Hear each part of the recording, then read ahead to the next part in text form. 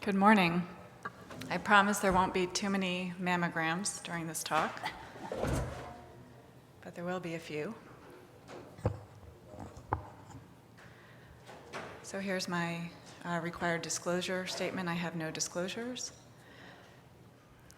And I'm going to be talking about pitfalls in breast ultrasound today, and these are my objectives for this talk. I hope by the end of it, you will be able to describe some specific pitfalls in breast ultrasound, as well as what to look for sonographically, and as well as a few mammographic features to avoid either missing malignancy or recommending unneeded biopsies. I also hope that you just enjoy looking at lots of good, hopefully, ultrasound cases. So basically, when I think about pitfalls in breast imaging, I think of two broad categories. Basically, mistaking a malignancy for a benign finding or missing a cancer, or recommending unnecessary biopsies that could be safely avoided. There's a third subcategory which can actually lead to either of the two main categories, which is inappropriate or failure to carefully correlate mammographic and sonographic appearance. So I will be showing some case examples, 4 different types, as well as multiple companion cases for each of them. I'll start with a benign appearing malignancy and go over some more examples of that, as well as complex cystic and solid masses, as I think these can be quite difficult. The typically benign echogenic mass occasionally is not benign. And also, I'll be showing some cases of correlation between mammography and ultrasound. So starting with the first pitfall case, this is a benign appearing malignancy, so I've already given away the answer. This is a 61-year-old woman that had a new mass on her screening mammogram. And you can see here, the mass does have several benign features. It's oval in shape. It's fairly well circumscribed, especially up here, but maybe not so much here. There was no detectable blood flow, and there is some posterior acoustic enhancement. This is also parallel in orientation relative to the skin. And here's a clip of this mass, and I think you can appreciate better on this clip that the margins are really not circumscribed in this area. There's these kind of focal outpouching areas as well as indistinct margins. There's also a second lesion here. This is the mammographic image, and it shows, again, that there are some areas of the margin that are more angular and indistinct, and this is also denser than the normal breast parenchyma. And this turned out to be a high-grade ER/PR negative, HER2 positive invasive ductal carcinoma. So some teaching points before we move on to the companion cases. Obviously, as in this case, high-grade invasive ductal carcinoma often will have some benign features. It can be round or oval in shape, and occasionally be so nearly anechoic that may appear to be a complicated cyst and occasionally even a simple cyst. And in fact, one study referenced down here showed that over 75% of high-grade carcinomas demonstrated posterior acoustic enhancement, which is typically associated with cystic lesions, versus 8% of the low-grade tumors. So this often benign finding of posterior acoustic enhancement can actually indicate a more aggressive tumor type. Just to quickly review the benign features of breast masses at ultrasound is oval shape, circumscribed margin, parallel to the skin surface, mildly hypoechoic, and that's relative to fat, hyperechoic, which is also relative to fat, and as I mentioned, we're going to talk about hyperechoic masses in case 3. No posterior acoustic features or posterior acoustic enhancement, also as in this case.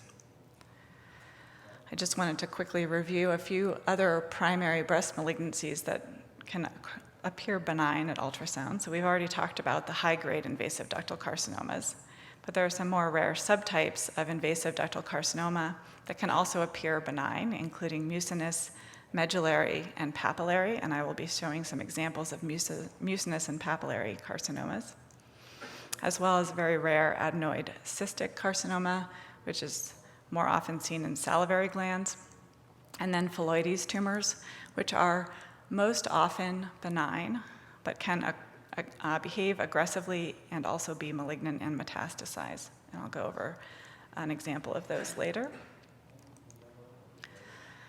It's important to remember that the most suspicious finding that you see, either by ultrasound or mammography, is going to determine your final BI-RADS assessment and the need for biopsy.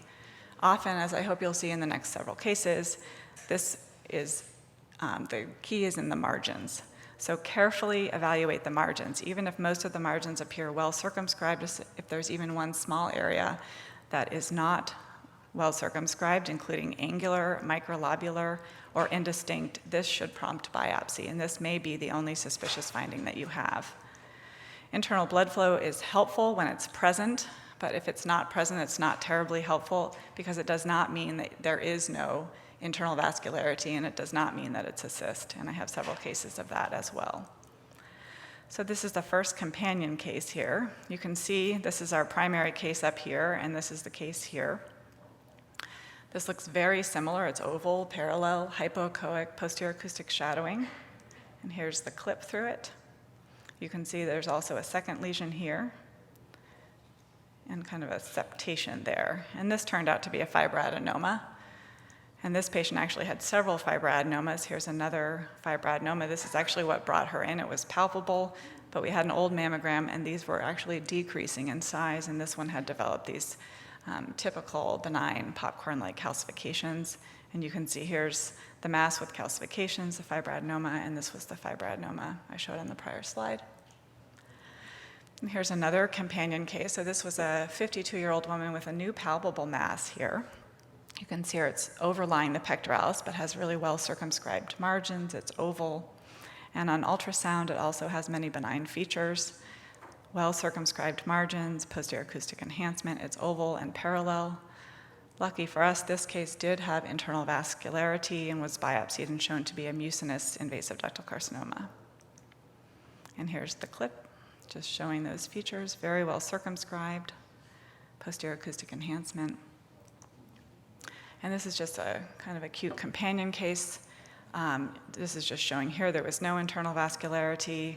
I think here you can see these actually look quite similar to each other. This is actually round, which is typically a little bit more suspicious than an oval shape. And we aspirated this, and it completely went away and was consistent with a complicated cyst. So another companion case here. This was a mass that was found on ABUS. This is a coronal reformat of an ABUS exam. This marks the nipple, and this actually shows where this is in the upper outer quadrant of the left breast. I just did a photographic zoom here. You can see this is hypoechoic, and actually here the margins look pretty indistinct. But at handheld ultrasound, the margins looked for the most part very well circumscribed. Again, we have an oval mass, parallel, almost very hypoechoic, almost anechoic with posterior acoustic enhancement and no internal vascularity. And I saw this and interpreted it as a ABUS only or screening breast ultrasound only finding. It met all the criteria as far as I could see for BI-RADS 3. In retrospect, you could wonder if this margin's actually a little bit angular. You can note here the size, you know where this is going, 0.76 centimeters. She did come back in 6 months, luckily, and it had grown to just under a centimeter. And you can see, I think the margins look a little more indistinct here. And this was biopsied 6 months later and shown to be a high-grade invasive ductal carcinoma. Another companion case. This will be the final companion case for Pitfall 1. This is another patient with a palpable mass. You can see the BB here, mostly circumscribed margins, maybe a little indistinct or obscured here. But at ultrasound, I think it's clear you've got these circumscribed margins, but you definitely have some angular, indistinct margins over here. And this did have internal vascularity.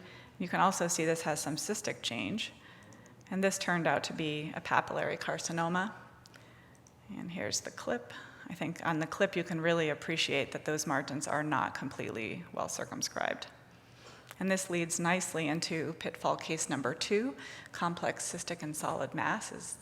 That prior case would be a solid mass with cysts in it. So pitfall case 2 here, Another new mass seen mammographically, and this is what we see at ultrasound. Many benign features again, posterior acoustic enhancement, parallel, oval in shape, very well circumscribed margins. No internal vascularity was identified. And here's the clip showing those margins, as far as we can see, look really nice and circumscribed. There are clearly anechoic components, but there are also these hypoechoic areas as well, and it's hard to know, are those solid? Is that just debris and some cysts? Well, this turned out to be just cyst wall and apocrine metaplasia, completely benign. So BI-RADS defines complex cystic and solid mass as a mass that has anechoic, fluid or cystic components, as we just saw, and echogenic or solid components. This includes cysts with thick walls, and they define thick as 0.5 millimeters or greater, thick septations, or solid intracystic or mural components. It also includes solid masses with cystic spaces. As you recall, that was the last companion case we saw. Clustered microcysts are benign and can be difficult, if not impossible, to distinguish from complex cystic and solid masses, and sometimes you just have to biopsy a clustered microcyst to prove it. These will consist of small anechoic cysts with thin septations without discrete solid components. It's important to note that these can have microlobulated margins, and that's due to the fact that it's created by small cysts, and the walls of those small cysts, kind of like a cluster of grapes, may have a lobular margin, microlobular margin. And there should be no internal vascularity. So complex cystic and solid masses are fairly uncommon. However, more than a third of them can be malignant. When they are malignant, they can be a high-grade invasive ductal carcinoma, and the cystic spaces will represent necrosis in that case. And they may also be papillary lesions. They could be benign papillomas, atypical papillomas, papillary DCIS, or papillary carcinoma. So I have several companion cases for this. So this was another new circumscribed round mammographic mass. And at ultrasound, we see a fairly well circumscribed, but again, not completely, nearly anechoic mass with all these irregular looking septations and mural nodularity.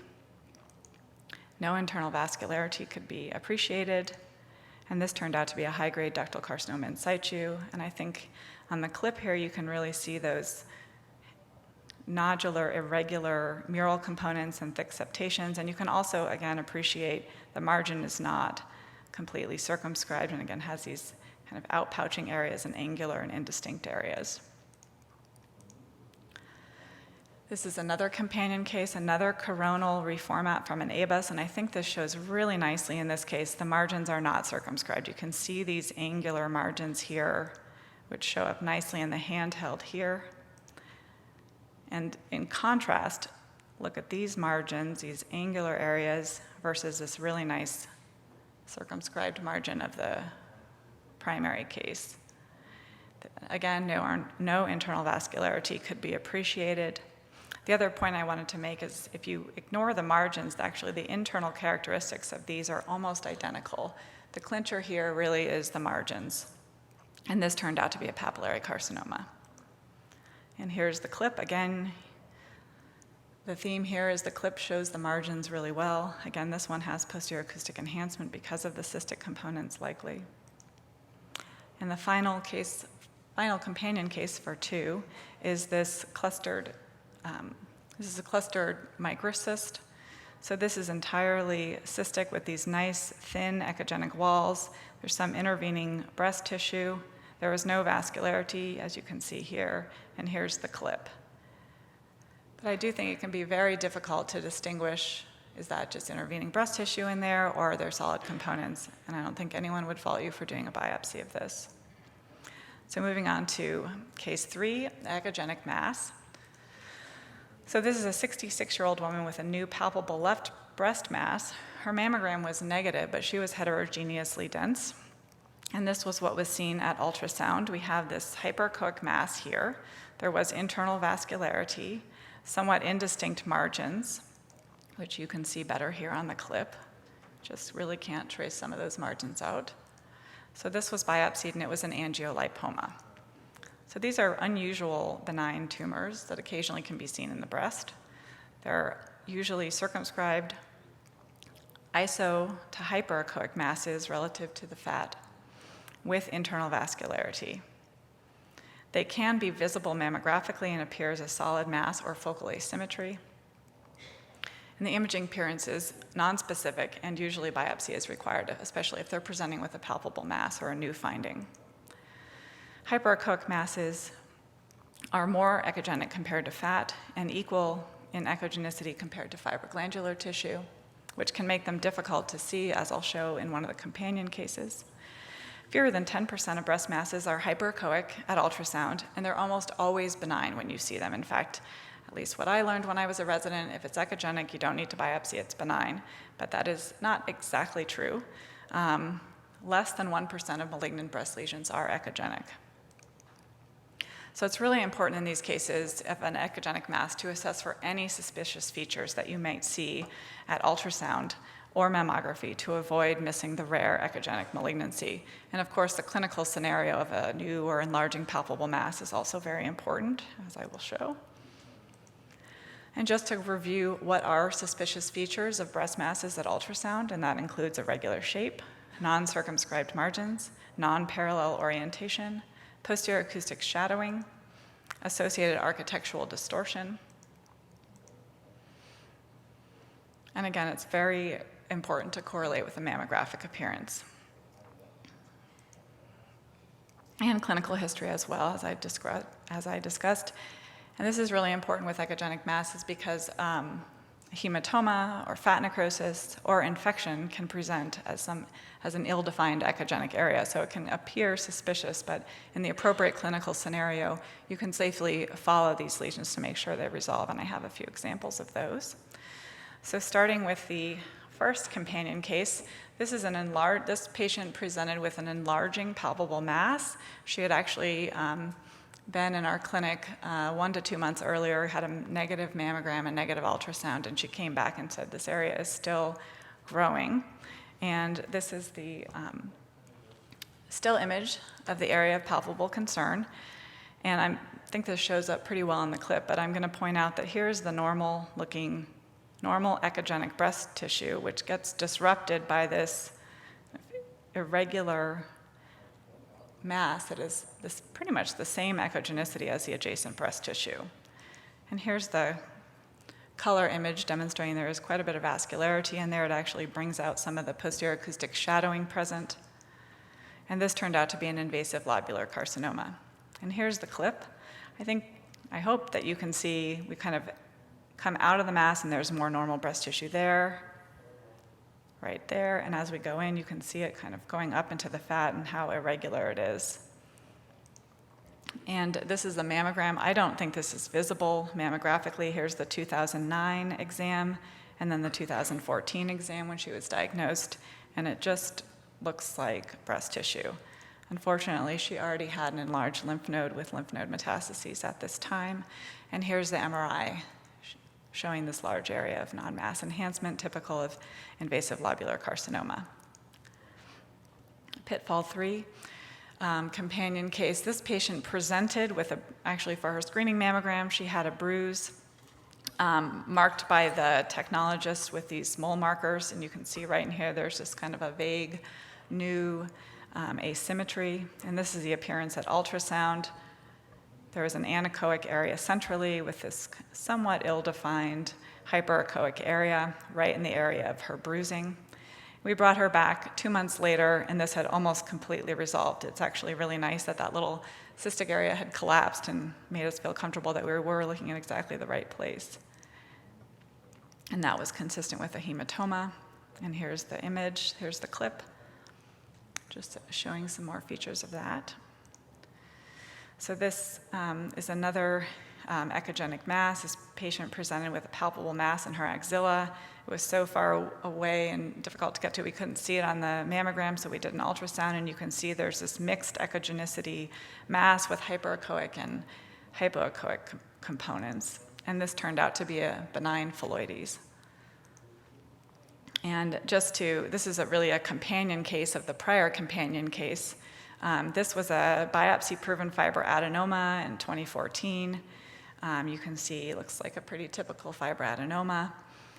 Interestingly, she came back less than a year later in 2015 with a rapidly enlarging mass, and this had actually came back as a malignant phylloides. So it was probably a fibroadenoma that had a phylloides component in it that just took off and became a malignant phylloides. Okay, so finally I'll end with failure to carefully correlate with a mammogram. So we have a 62-year-old woman. This was a solid mass detected on a baseline ultrasound screening exam. This is the handheld image showing this almost anechoic oval parallel circumscribed mass with a little echogenic focus suggesting a calcification. And a biopsy was recommended and performed.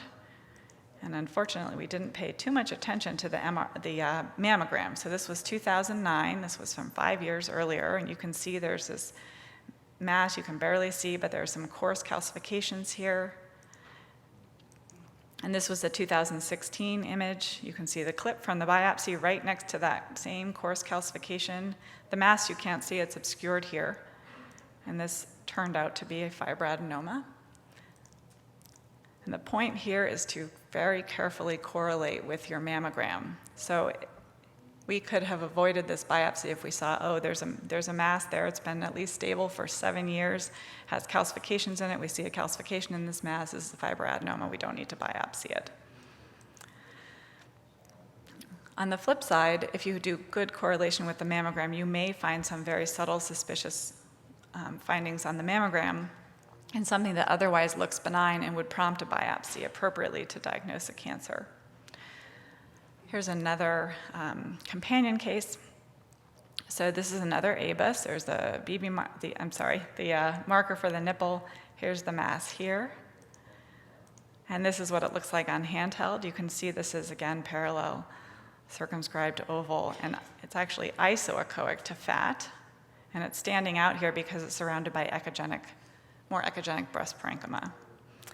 And again, this time we did correlate with the mammogram. This is the tomosynthesis, and you can see this completely lucent mass, which correlated to the same location as this, and this is consistent with a lipoma.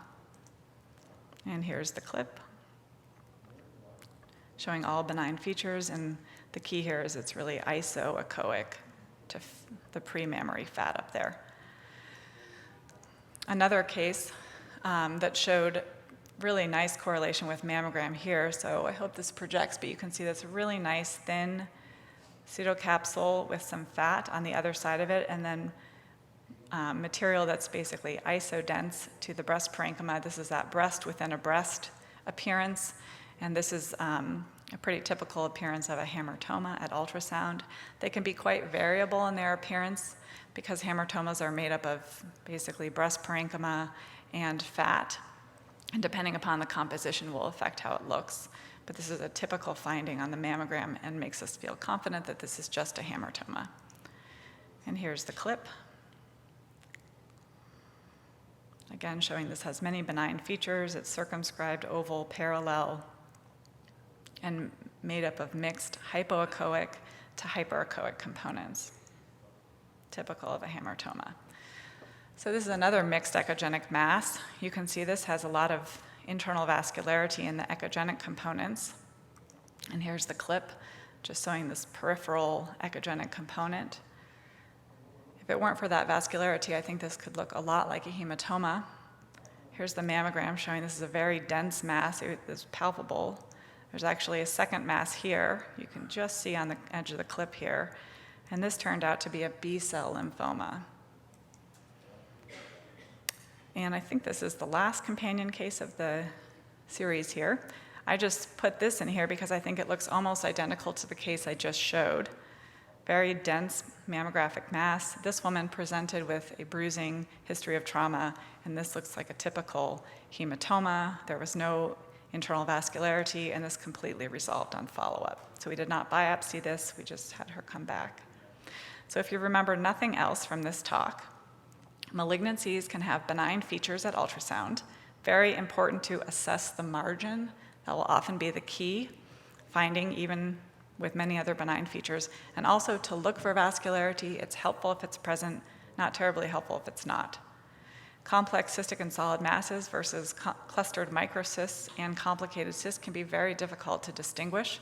Remember that about a third or more complex cystic and solid masses can be malignant, so if you just can't tell and you think there might be a solid component, do the biopsy.